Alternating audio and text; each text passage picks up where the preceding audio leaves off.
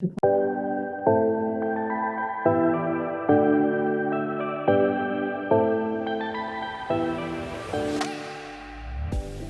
BEYA STEM Conference presents High Tech Sunday. On today's episode of High Tech Sunday, our hosts, Dr. Mark Vaughn and Lango Deen, sit down with the co-founders of ClearFlame Engine Technologies, Dr. BJ Johnson and Dr. Julie Blumreiter. Up first is Corning Incorporated's Manager of Technical Talent Pipelining, Dr. Mark Vaughn. Next is Career Communication Group's Senior Technology Editor, Lango Deen. Finally, our esteemed guests, Dr. BJ Johnson and Dr. Julie Blumreiter. As CEO, Dr. Johnson's passion and leadership for this work has helped him to secure investors and strategic partners to assist in the development and deployment of the ClearFlame technology. As Chief Technology Officer, Dr. Blumreiter is committed to developing and maintaining a clean, sustainable, and equitable future for all people. The duo co-founded ClearFlame to develop solutions that increase the performance of and reduce emissions from internal combustion engines using decarbonized fuel within the heavy-duty truck, off-highway, and industrial markets. Without further delay, High Tech Sunday, featuring Dr. Mark Vaughn and Lango Deen.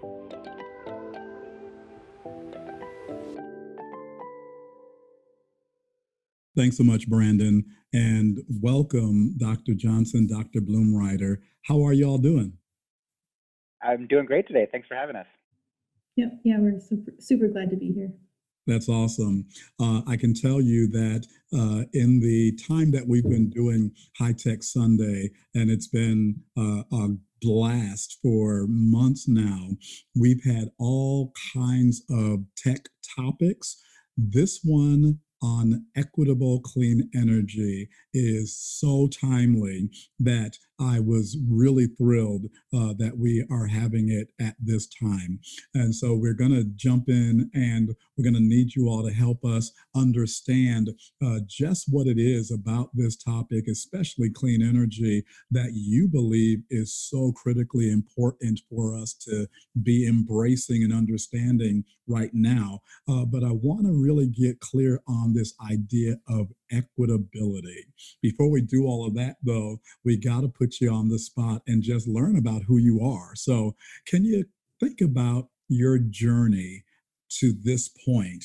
Who are you? Who is BJ Johnson? Who is Julie Blumreiter? How did you get here? And what has stood out for you along the way?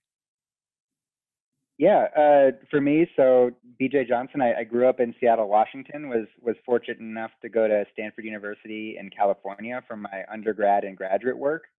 And really it was kind of late in my high school years, early in my college years, when I really just developed an interest for physics as a field, the fact that we can understand with numbers and equations how the actual world works. That always fascinated me.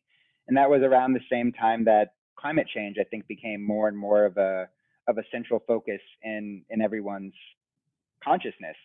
So, you know, the obvious merger of those two things for me at Stanford was energy. I was lucky enough to be able to get a thesis project with a professor advisor at Stanford that, you know, played to my interest in energy and making engines cleaner and more efficient. And that's, you know, ultimately what became ClearFlame. So obviously a lot more for me to share there. I want to give Julie a chance to jump into her quick background first.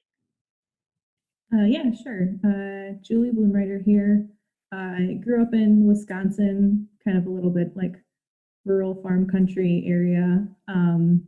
And then I did my undergraduate in Baltimore. So I lived there for 4 years before doing a little bit of international work, volunteering in Costa Rica for a year, and then finally ended up out at Stanford for the master's and PhD.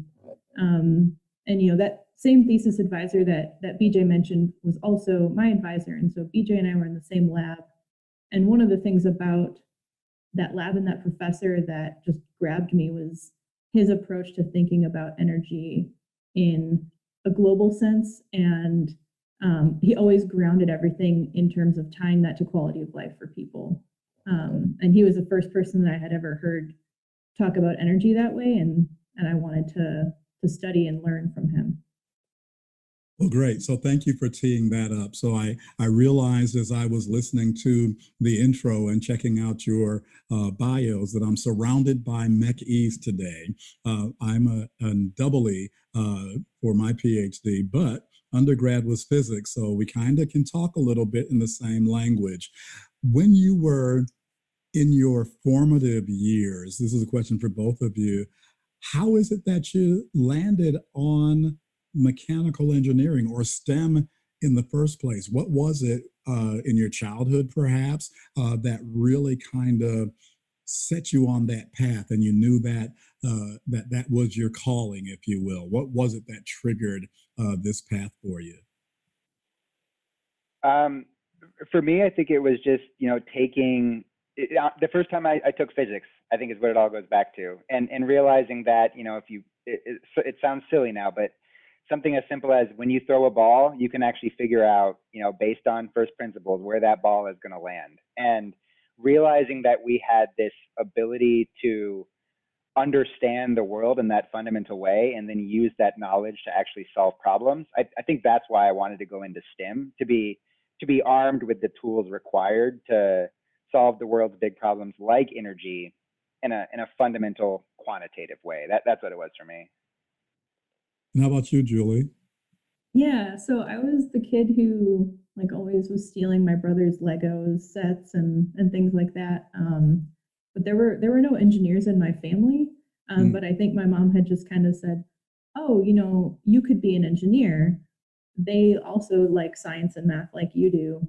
And so I almost, sort of naively landed in the engineering profession, and it's exactly where I belonged. Um, but yeah, it was really kind of just this encouragement from my parents to just get out there and try something that I think I would enjoy. And once I arrived, of course, my mind is blown by learning all these physical concepts that govern how the world works. So I was sold at that point. You will absolutely get sold when you are exposed to that kind of an environment.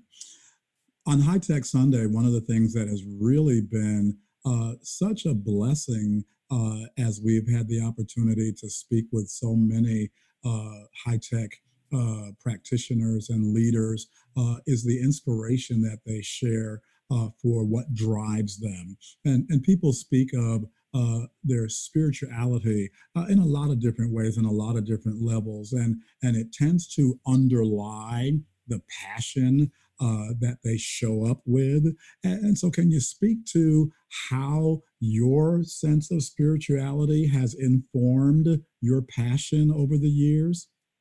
Either of you can go first and then the other. Yeah, I mean, I think for me, it was always instilled in me early on, and something I believe very fundamentally, that if you have the ability to do something about a problem, then that is your responsibility to help address it. It's sort of a variation over of, with great power comes great responsibility. That I do have the tools that I need. Some of them just lucky enough to be born with. Some of them are the result of the tremendous amount of resources that have been poured into me by my family and my friends and my mentors, and the public sector through grant opportunities. That's something that I intend to pay back to the world. And this is a problem, climate change, that is a massive issue to humanity on many levels, and it's one that the world invested the tools in me to help address, and I am going to pay that back. That's my goal. I think one of the ways where spirituality kind of intersects with my work is just thinking about, like the privilege of getting to learn these, physical laws of a universe that is just so complex and beautiful. And so, part of that just, I think all, scientific disciplines, sort of have that, like attraction for me of getting to learn something, that's so much larger than me, so much more complex than I could probably ever understand, but that it's this privilege to get to engage with it and see what we can learn, and then see how we can use, those things that we learn to, impact people's lives for the better. So there's sort of yeah, sort of like the vast world aspect of it. But then, I grew up in the church, and that's still an important part of my life. And it's pretty explicit. This idea of loving and serving people, and so kind of finding a way to put those two parts together of this love for engineering and physics with this idea of feeling a purpose to love and serve everyone around me. I feel like I'm maybe bringing that together now, hopefully. That is really, really cool to hear both of you speak. It's clear that to me, listening to you, that there's this humility that you have about what you get to do and how you get to use that for the good of mankind. And so, thank you for sharing that. Let's get into what we know is your passion. I want to talk about ClearFlame's mission, but before I do that, I think that it would be helpful if we just had a quick primer, a 101, if you will, on clean energy. When you speak of clean energy, what does that mean? How are you defining that? So I think I define that, there's a couple different attributes here. Maybe the most obvious one we think about is things like air pollution. Things like soot or little particulates or smog. These are things that, affect the air quality and are irritants to human lungs. And so part of being clean is not producing things that are harmful to human beings when they breathe it in. And BJ, do you want to take the global level? Oh, I mean, the other obvious emission that everyone always is top of mind today is, of course, carbon dioxide and what it does to drive climate change. I think one of this also relates to not just clean energy but equitable clean energy that we're very focused on. It's because I think we've seen recently a shift in focus from those local air quality pollutants like smog and soot to the global climate challenge. And don't get me wrong, the climate challenge is not a big deal, or sorry, is very much a big deal.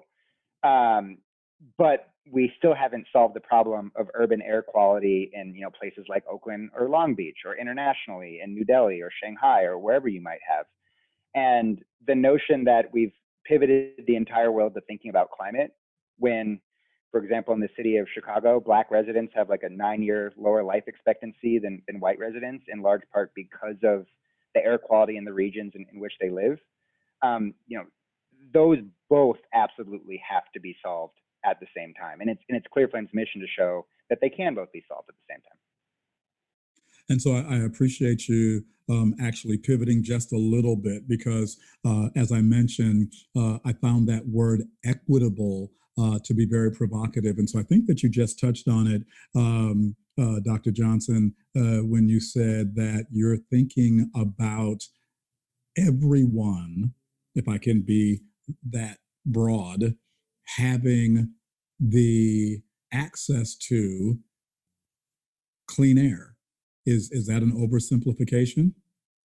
No, I don't think it is at all. And I think your choice of the word access was actually key too, because it's not, of course, just access to clean air, which should be a basic human right, but it's also the access to energy that comes with it. And as Julie mentioned, this is something our advisor instilled in us very early on, how important energy access is for quality of life. And it's another one of these, I think, false dichotomies that exists in the world, that we have to be reducing energy use.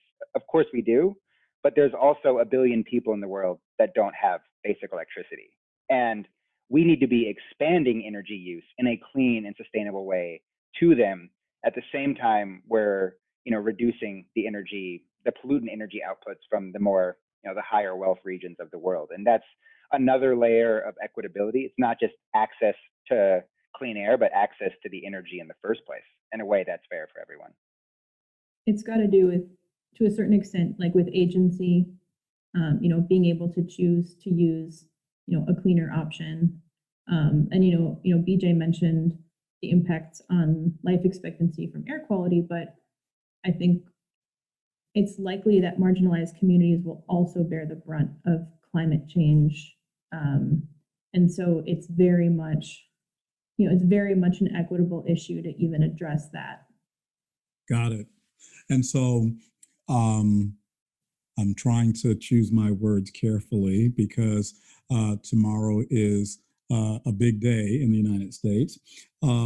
As scientists, as STEM lovers, we certainly understand that certain topics should not be political, but we also understand that the reality is that they often become politicized.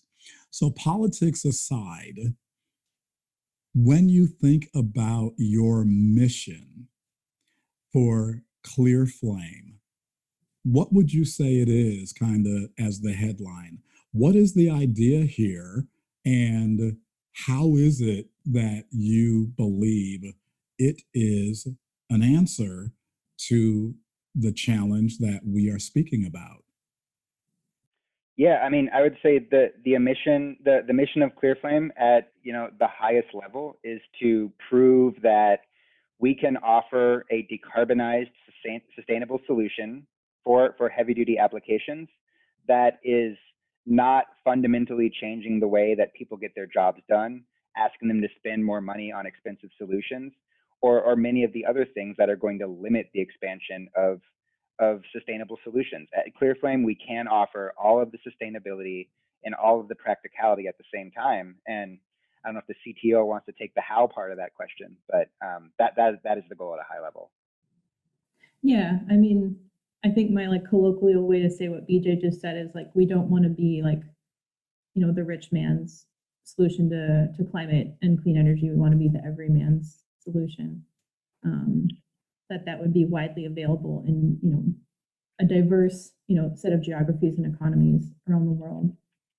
The how is really trying to leverage some of the attributes of the diesel engine that have made it so successful around the world, while also addressing just the very specific aspect that leads to the harmful emissions. So in this case, it's taking the diesel fuel out of the diesel engine is one way that we say that. And so we're, sort of unlocking this key to use clean burning, decarbonized fuels, but we're still able to keep all that practicality by keeping, the engine still looks and acts like a diesel engine.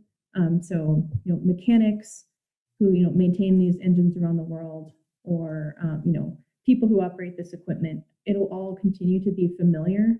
And that infrastructure of kind of the human knowledge base around, these machines that people currently use to improve quality of life, that can all continue to be leveraged with our solution. And so, yeah, please go ahead. Oh, sorry. I just wanted to add one more thing because you brought up the politicization of the issue, and as a CEO here, I think I have to learn to be careful. But I think one of my missions personally also is to help fight back against that, because I think inherently, just as air quality is not a political issue, I don't think anyone honestly believes that improved air quality is a bad thing. I think that unfortunately that thinking does exist around climate change, but it's because there hasn't been a good job. I don't think the scientific community has done a very good job necessarily explaining to the common man and woman what the actual cost to this climate change is, why it does matter, the different ways that we can solve it. I think a lot of people out there, frankly, are afraid that when you talk about climate change, you're asking them to give up their way of life. And that's not what ClearFlame is asking them to do. It's not what the world should be asking them to do. And I think it's one of my goals to explain that there's a way, this is a problem, and it can be solved in a way that you don't have to be afraid of it. And I think if we get to that, the politics won't have a leg to stand on anymore. Yeah, even an economic, perspective, adopting a solution like ours would save truck drivers money or save the fleet owner money. whereas people always think of paying a premium for any kind of clean energy. So, even arguments around sort of economic productivity or cost of goods, a solution like ours could both be cleaner and also lead to lower cost of delivered goods. And it's not easy to do, but that was something that we were fairly determined to figure out how to do.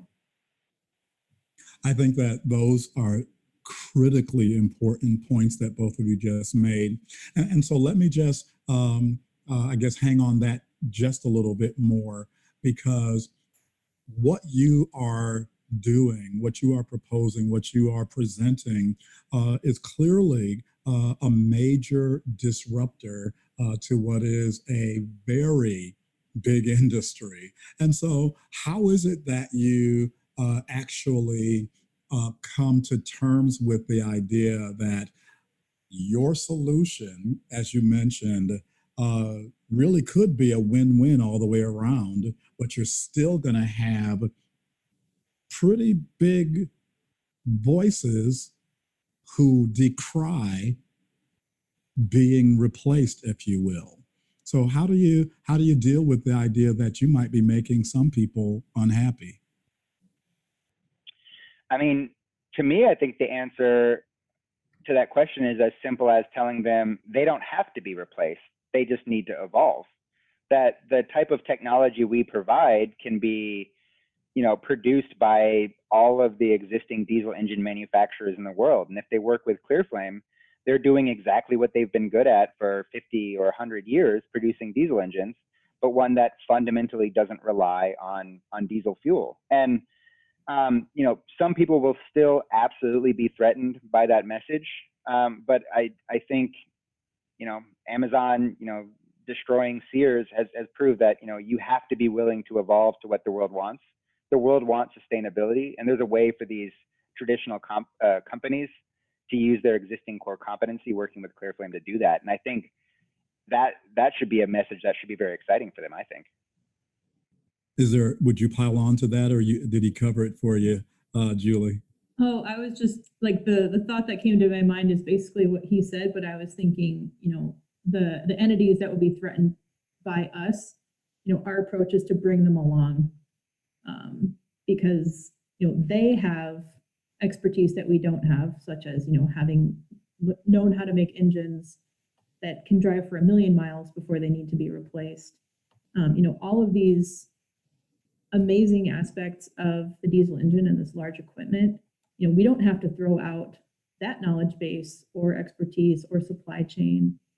And so, yeah, we want to bring them right along because it'll only accelerate our progress to have them involved.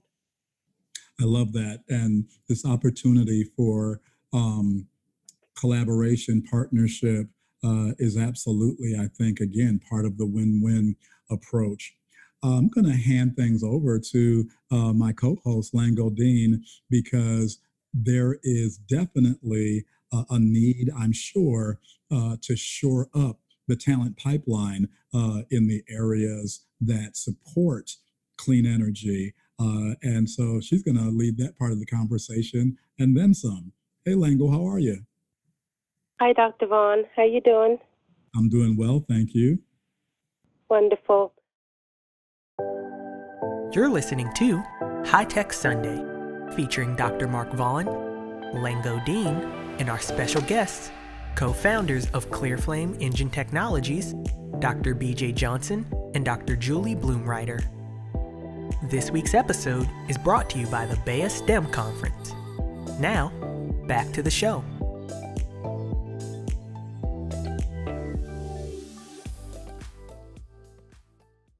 Hi, BJ. Hi, Julie. Nice to talk to you again. I was just listening to something. I'm not sure whether it was BJ who said it or Julie, that the messaging sometimes on equitable, clean energy is not always clear on so many levels. I'm not sure whether I heard you guys right, but from that point, I was thinking about the Woodrow Wilson International Center held a very topical Zoom call last week, I think it was, and it was The theme was the global digital divide, past, present, and future. And as we were talking, I was thinking of some of the things that were said in that interview and how it can apply to this conversation on energy. So I had a look at what the Department of Energy is saying about careers, because at the end of the day, you want to think about all the various levels of jobs that are available in this area, whether people are coming out of two-year community college or coming out of a four-year with a four-year university degree, or with a master's, or with a PhD. So we're thinking that spectrum and how they can all fit in. And on the Department of Energy page, they sort of tell people that in a clean energy career, you can have things in geothermal, in wind, in water, in solar. They talk about energy-saving homes, buildings and manufacturing, and they talk about sustainable transportation, vehicles, and that sort of thing. And I also think about something you said, BJ, a while ago, which is there's nowhere in the world, you would always find someone who can repair a diesel truck anywhere in the world. It doesn't matter whether, it's a dirt track or dirt road somewhere in West Africa or in India or, Japan or Australia in the outback. It doesn't matter. You're going to find someone who knows about the. So what I'm trying to ask here is how we bring all of those things together in a global message that everyone can understand, regardless of where you are, the jobs and opportunities available in it, and the messaging that you need to put across. Yeah, I mean, I think, in terms of the vision for the global scale of what we're doing, the removing all of the technology from it, when you were describing the different careers you could have with the Department of Energy and geothermal and wind and solar and sustainable transportation, those are all different ways of achieving, in my mind, the same underlying goal, which is how do you get the resources you need, the energy you need to live your life the way you deserve to live it and to do your jobs the way you want to do it, but fundamentally decoupled from solutions that harm the environment and don't leave the world the same place for our children that it is for us. And I think that is something that everyone can relate to. Whatever your life is, whatever you do with it, it is something that uses energy or could be improved with energy. And that we just need to get people to understand that if you want your children to have the same ability to live that life or better, we have to make sure we're also protecting the environment around them. I think that's something people can get behind globally. True, very true. Julie? I think one of the ways I think about, energy access and not, making clean tech be this, next wave of, this divide, this, sort of growing divide, is really kind of minimizing, the level of retraining or user behavior change that would be required to adopt, a cleaner solution. Even thinking about, where things can be manufactured, where they can be repaired, sourced, and then really looking at, as BJ said, people over the entire globe already know how to use these pieces of equipment to make their lives better. And to me, that's just such an opportunity to, further that and encourage that, and then also add this, component of, agency over getting to use a locally sourced fuel instead of a petroleum resource that's imported, or getting to, have cleaner air because they're choosing to use these cleaner fuels in something like a ClearFlame enabled engine. And so I think it's really just sort of trying to offer the opportunity for what people already want, and make that available, wherever people are. Thank you.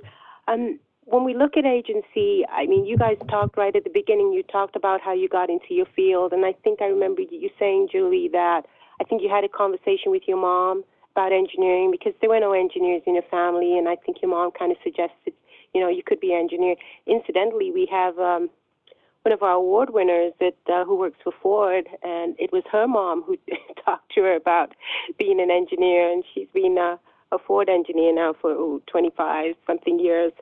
So, but coming back to our conversation today, what educational pathways can young people focus on in terms of getting agency to take up positions in careers that the energy field, which is so broad, offers? What do they need to do now to give themselves that agency that they will need 10 years, 15 years down the line? Yeah, I mean, I think that one's as simple as the STEM fields. Fundamentally, the energy question, just being an engineer as a whole, is based on the fundamental, science, technology, mathematics fields. And I think getting that expertise is one of the biggest issues we have in the talent pipeline today. It's you can't get a job at Ford after spending your whole life not doing any sort of STEM stuff. It's something you have to take on in middle school and high school. And I think we need more people realizing that that choice is absolutely open to you. It is a set of tools that is completely universal all around the world. It's one of the beauties of mathematics.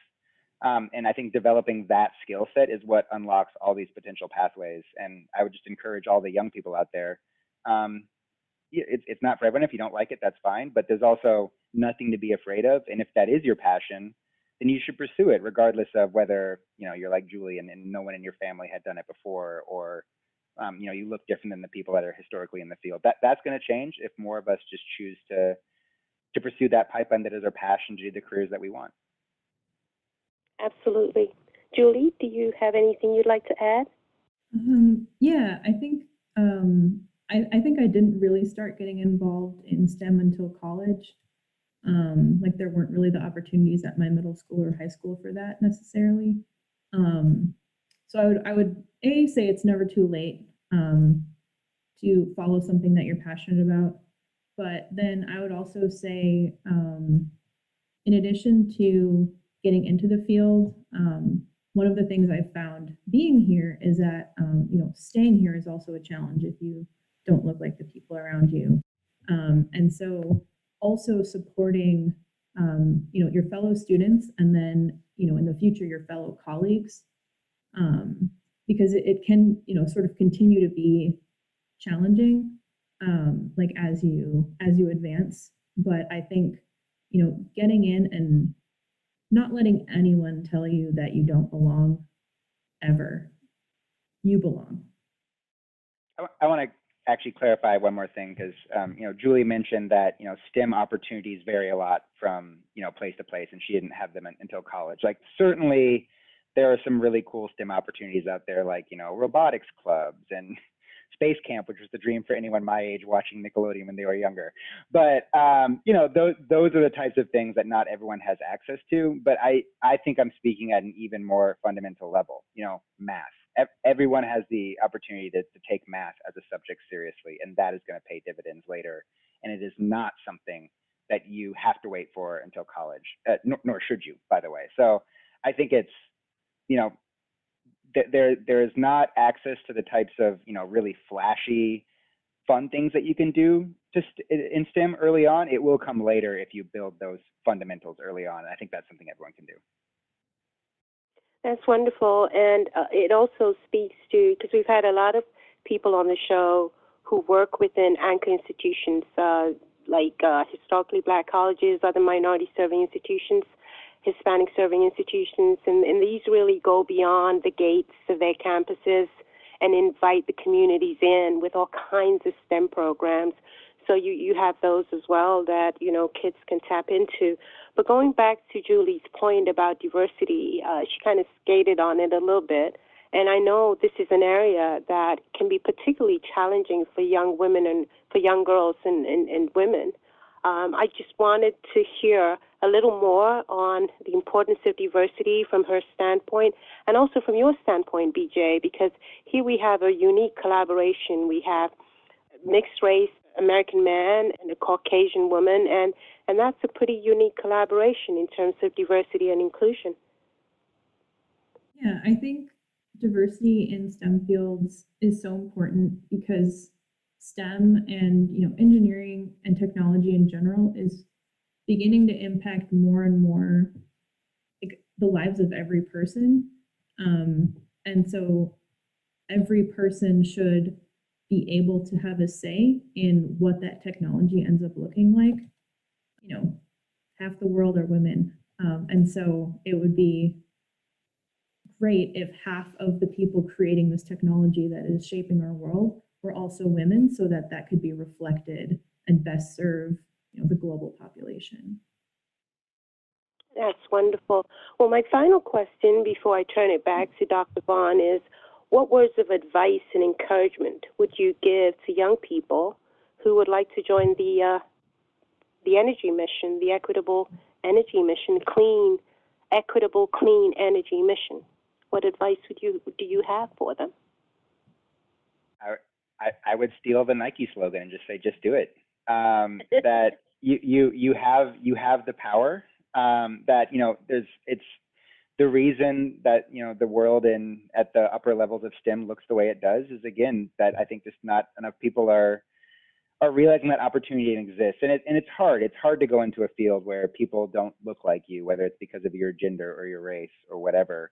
But I think there's also a lot of people out there that see the value of diversity. I think people realize that if you truly want to find the best ideas in the world, then the people who come up with those ideas are going to look like the world, not just some segment of it.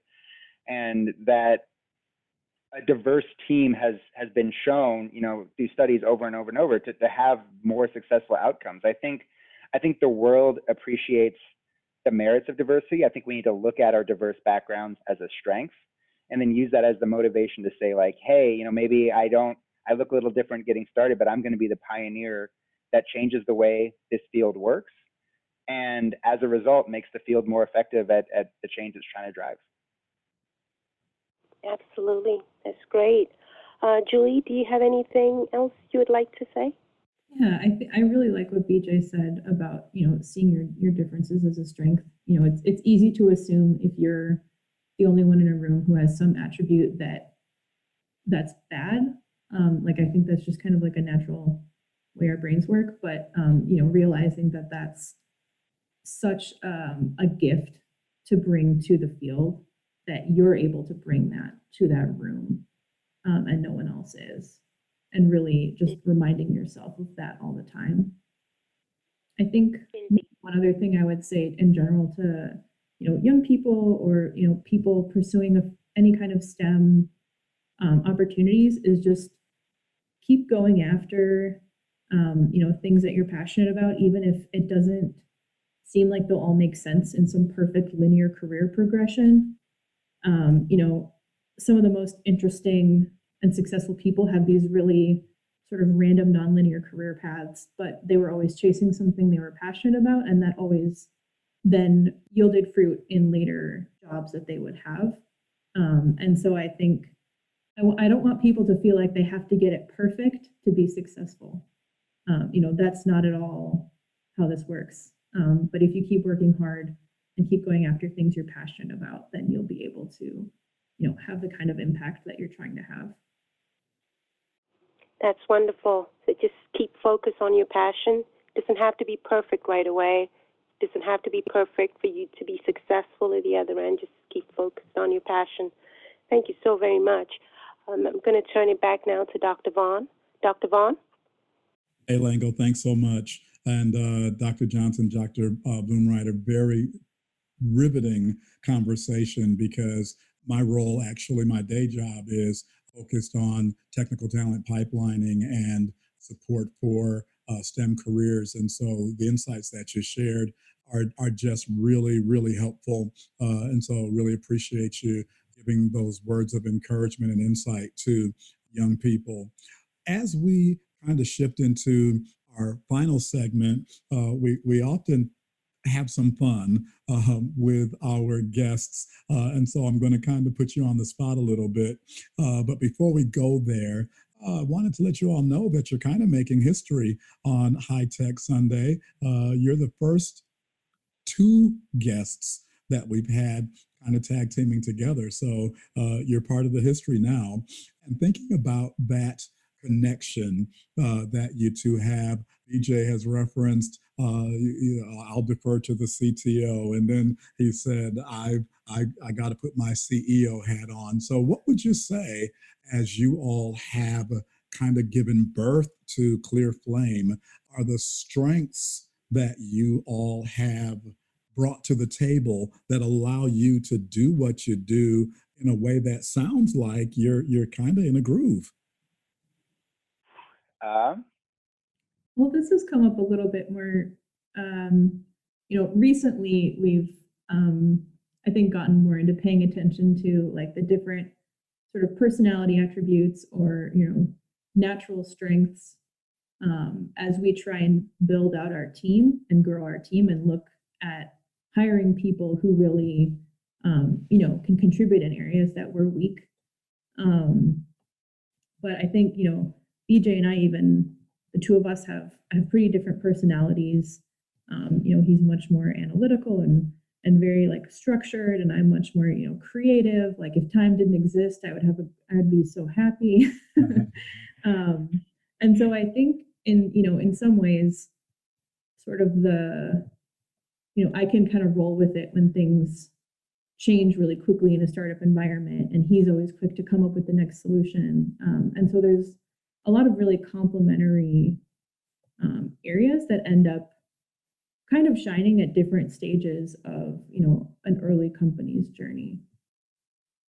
yeah, I mean, I think that was a good way to put it. The most important thing to leading a company is just realizing what you're not good at and appreciating that there are people out there in the world that probably love doing the things you're not good at, and that's no more nor less valuable than what you're doing. And just be self-aware enough to know, what you're good at. Um, I think it's something you learn with time, and it's something I think has been a growing thing for Julie and I, as it was started with just the two of us, and it was everything ClearFlame had to do was divided between, me or her, and now it's um, still only 6 people, but we're getting there and learning to add to the team in a way that complements what we already have. I think it's so important, again, what you said about not only knowing what you are good at, but even equally importantly, knowing what you're not good at, and then how it is that you form a team that actually can serve your weaknesses, if you will, so that if you have it all together, the strengths that everyone has is actually what causes the team to be great, as opposed to just looking for people who are exactly like you, and then you don't have all of the bases covered. I want to go back and just ask a question about your backgrounds again. Again, like I said, you all are mechanical engineers on overdrive today.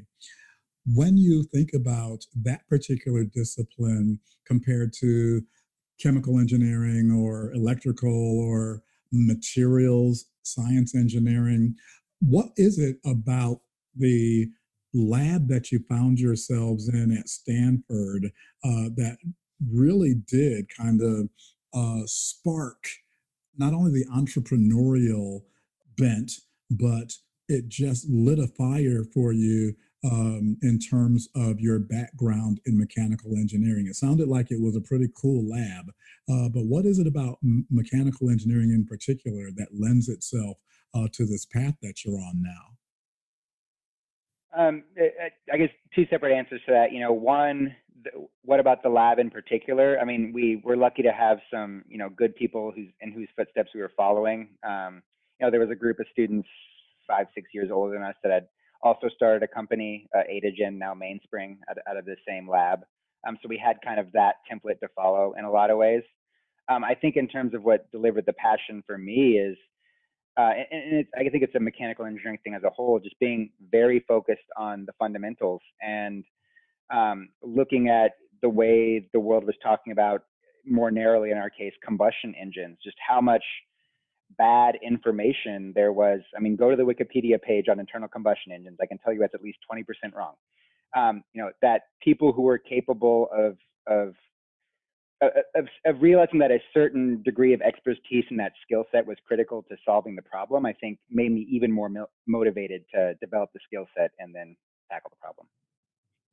I'm going to get really philosophical with my answer. So I think about, the world. The world is like, this physical thing and problems we experience, things like climate change or air quality, they're physical problems. There's a lot of entrepreneurship right now in areas like software. But hardware is actually, the interface between a technology and, the problem we're trying to solve, which is a physical problem. And that's exactly where mechanical engineers live. Hardware has to exist, to interact with us, to interact with our world. And so I like that that's something that we get to be, tangibly involved in and, see and interact with. And I just find that, extremely exciting because it's sort of, our human level of, how we engage with the world. Yeah, way more tangible than those silly electromagnetic fields those double E's deal with. Sorry, Dr. Vaughn, I had to. All righty. So we're going to go there, huh? Okay. So seriously, thank you again for sharing that. It's really great insight. So like I said, we're going to take the last few minutes and just be a little lighthearted. But before we do that, if people are interested in learning more about equitable clean energy and even about ClearFlame, are there organizations or groups that they could check out? You've already said Wikipedia might not be the one to start with. I would encourage everyone to follow us directly. Our website's clearflameengines.com. We're on LinkedIn. We're on Twitter at ClearFlameEng, E-N-G. So, we're getting better about using those platforms to kind of disseminate our thought leadership that we're trying to build around these issues. So I'd say that's a great place to start. I don't know if Julie would add anything. Yeah, I think now is also just an exciting time where, because the issue of climate and air quality is coming to the forefront of people's consciousness.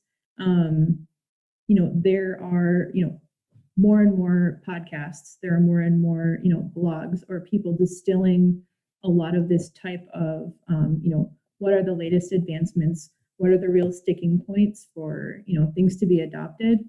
A lot of that is, beginning to be more and more, packaged in a way that we can, sort of easily understand it or, listen while you're driving. And so I find that to be a pretty exciting that this type of information is becoming more accessible than ever. Great. Thank you for sharing that reference and insight. So let's have a little fun.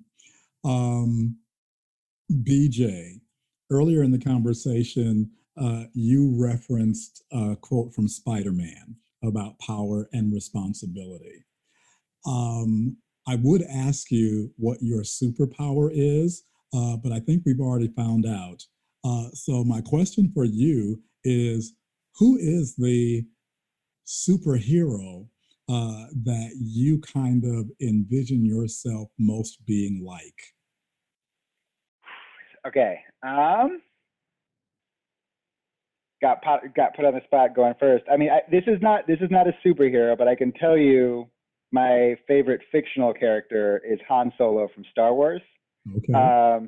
The kind of renegade, get things done, don't care what people think type attitude. I've always loved. If it was a superhero, Aquaman. I knew Julie was going to go for Aquaman. I used to be a competitive swimmer, but I can tell you that water is way more my kryptonite than my actual superpower. So anyway, let me think about that a little more. Okay.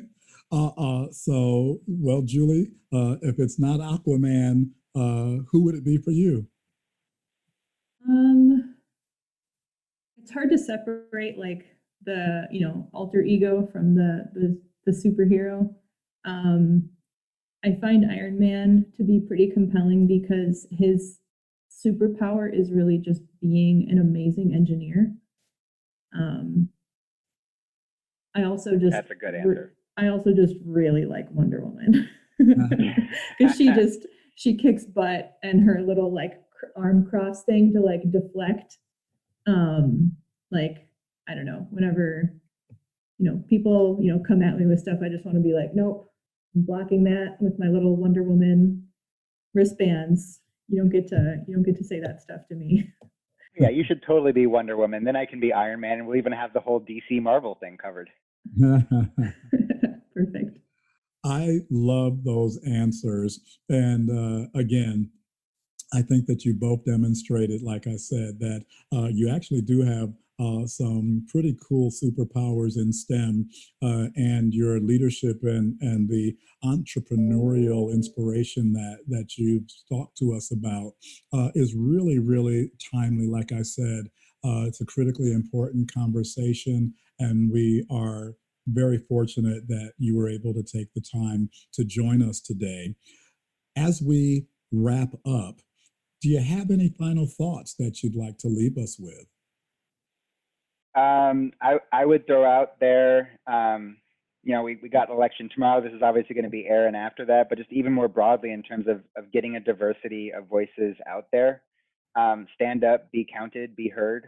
Don't be afraid to let your opinion known. There are people out there that want to hear it. And at the same time, don't be afraid to hold other people accountable. I mean, the world's got some serious problems today, and it's that way because we've made it that way.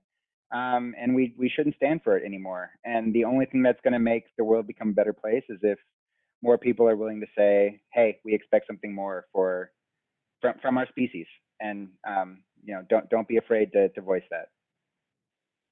I think I would, just encourage, anyone in a STEM field, like just always remind yourself, like, you belong, you can do this, and any kind of difference that you bring to a room is actually a gift that you're bringing into that room or into that field.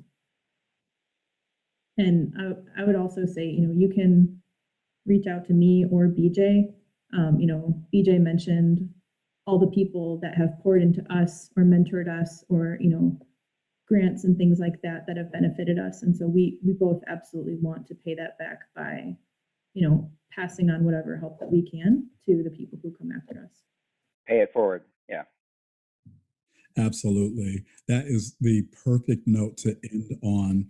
Dr. BJ Johnson, Dr. Julie Blumreiter, it has been a pleasure having you with us on this edition of High Tech Sunday. And we look forward to hearing more about what you are doing as you disrupt in order for there to be equitable, clean energy.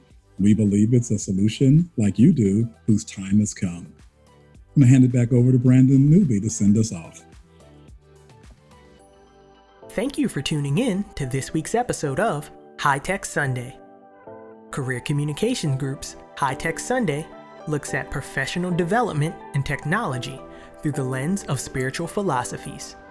In a time when digital information is more critical than ever, this weekly program is produced by and for CCG's community of alumni and professionals in science, technology, engineering, and math fields. The community runs from national thought leaders to aspiring students, and this weekly series aims to bring a concentrated discussion around technological advancements and achievements based on universal moral principles. The 1-hour podcast will be streamed every Sunday. The podcast can be accessed through the BEYA Facebook page, Women of Color Facebook page, and CCG YouTube page, in addition to Apple Podcasts, Google Podcasts, Podbean, and Spotify. Please join us next time.